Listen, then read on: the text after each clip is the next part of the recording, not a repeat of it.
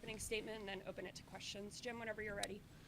Yeah, first, thanks again to all the fans that came out on a very cold night here in Philly. It was great to be back with them, making new memories. You only get one home opener, so you want to send the fans home happy. I will rewind and start by saying this Columbus team is going to be very, very, very good. If you look at the first 15 minutes of the game tonight, we didn't touch the soccer ball. So, you can see the ideas that Wilfred's going to have with them, just how good they're going to be, how dangerous they're going to be of a team in the Eastern Conference this season.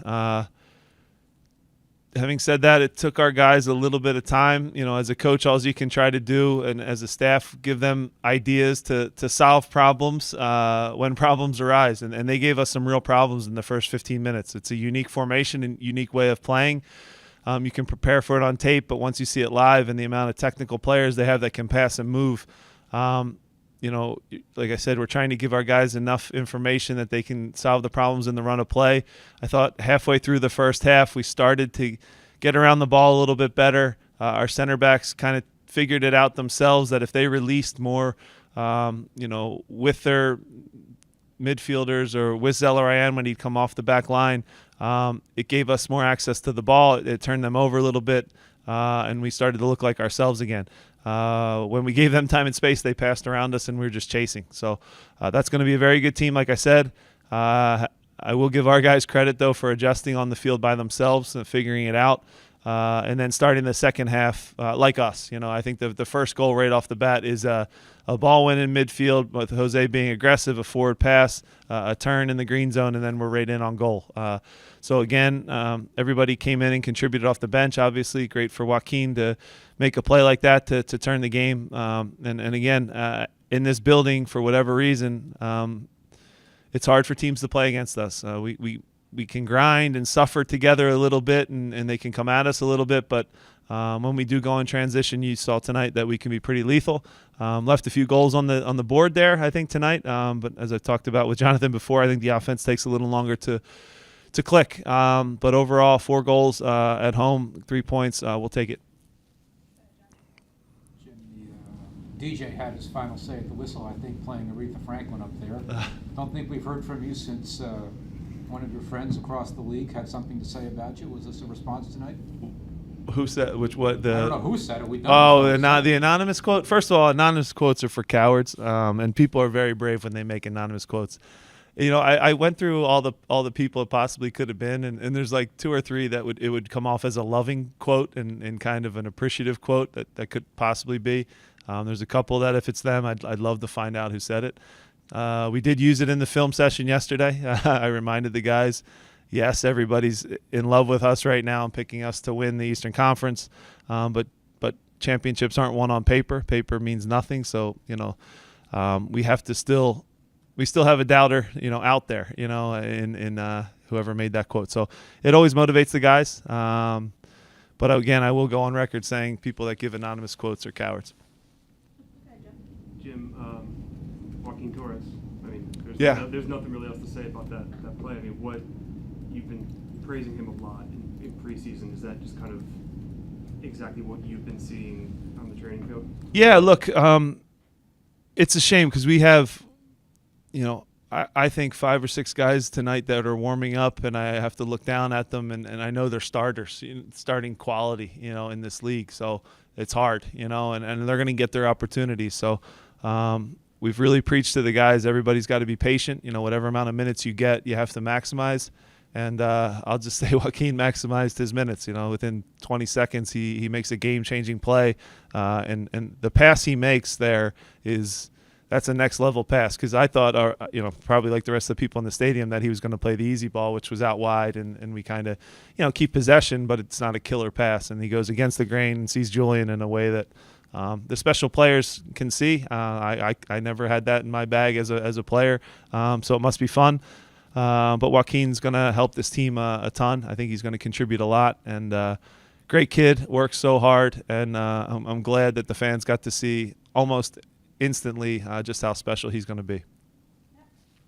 Talked a little bit about that second goal, but if you can expound on that seems like the perfect way that you guys want to play, especially against a team that's going to attack like Columbus did. Yeah, and again, teams are going to have possession against us. We're okay with that. We understand it. And they did hurt us a little bit tonight, Columbus. They're a great team, and they're going to be, like I said, one of the top teams in our conference. But I have to give credit to our guys because, we bend a little bit, but we don't break. We kind of grind. We make it ugly for stretches. And then when we do go in transition, like that goal showed, we can be pretty ruthless and can finish plays off. So it's a fun way of playing. I think the players have all bought in. I think you guys know what we're going to look like, and we have a real identity. So I'm happy with the result. Happy guys contributed, and a lot of good performances for a first night, but still a lot of room for improvement as well because we weren't, especially to start the game, we weren't at our sharpest. You talked about how Jacob and Jack kind of started figuring things out with the formation they're playing. I know you've mentioned before, and not just Nagby, but guys like Carrera and other central mids, that you want to make them pass sideways. Yeah. Just not forward. I know the goal pass isn't super forward, but he's still making that entry pass to Cucho. Yeah.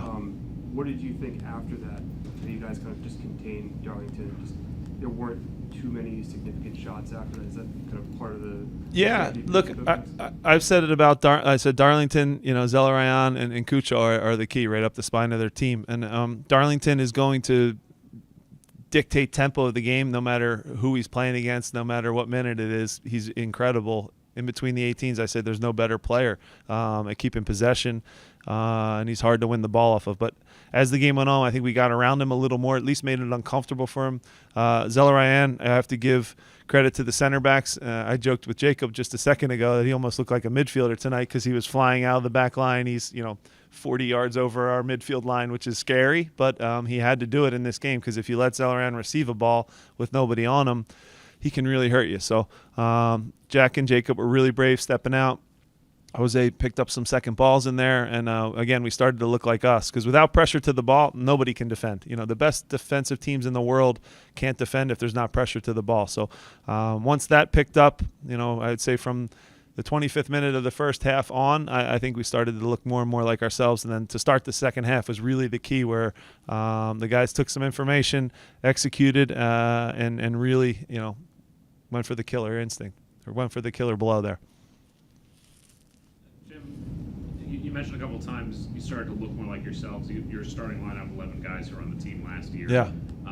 How much is it an advantage in the early part of the season to have that much continuity, to be starting from kind of a high level like that? Yeah, I've said it a few times. The continuity of this group, them staying healthy, playing all these minutes together, they all know each other's strengths, again, which is really, really important. But I will say what is way more important than the strengths is they know each other's weaknesses. So they know how to cover for each other, each other's flaws, So I don't want to say any of those flaws because that just gives the coaches a head start. But they know each other really, really well, and they know where to give certain guys the ball, who wants it at their feet, who wants it in behind, who wants it to their left foot, who wants it to the right foot. They really understand that, and that comes with that, playing minutes, 90 minutes together over and over and over, and for the most part, knock on wood, staying healthy together. That's a real weapon that we have, and the players deserve all the credit. And that continuity takes time, it really does. And I think we have some pieces, though, on the bench, like I said, that are going to really help and blend in easy once they get up to speed with the group as well. Here and then Greg, and then maybe time for one more after that. Jim, you talked about how in the first 15 minutes you guys weren't able to touch the ball. Yeah. Early on, there was a ton of fouls given against you guys. It looked like it was going to be one of those nights. Can you just talk about your team's mentality not to let that affect them? Yeah, I think the referee did a good job overall in the night. I thought he was sharp. A couple little bounces. I thought every 50-50, every little bounce didn't go our way at the beginning of the game. Even when they almost passed directly to us, it was like we were surprised and mistouched the ball that we'd usually be a little cleaner and more clinical with. So overall, the guys, continue to improve. But certainly, they do have a strong mentality, and they don't get too high or too low during the course of the 90 minutes. So to the continuity point, they've grinded out these types of wins together for a lot of years now, and that's a strong thing. And they, like I said, they don't let referee calls or anything like that, or even going down a goal at home, which is tough. They don't let that bother them. Jim, Julian had 2 goals tonight, Yeah. but he had a lot of good looks. A couple in the first half that were blocked. Uh-huh. The Should have had offsides 4, off the yeah. post, but what were the keys to his performance tonight to get so many good looks?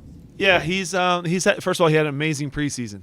He's really, really sharp right now. Again, Ernst is going to have to fend off interest already. Lots is already coming for him. He's very, very talented. The ability that he has is really high. I'm always going to continue to be hard on him and challenge him. I think he's bought in incredibly well to the defensive side of the ball and really being that first line of defense for us and breaking up plays and turning center backs over and then getting the quote-unquote easier goals. Tonight he scored some really tough goals. I think he could have scored a couple more of the easier variety, but he's a true striker. He wants to score every night. He knows that's how he's judged. He's angry. He's probably very angry that he didn't get to take the penalty kicks. You know, that's the type of striker he is.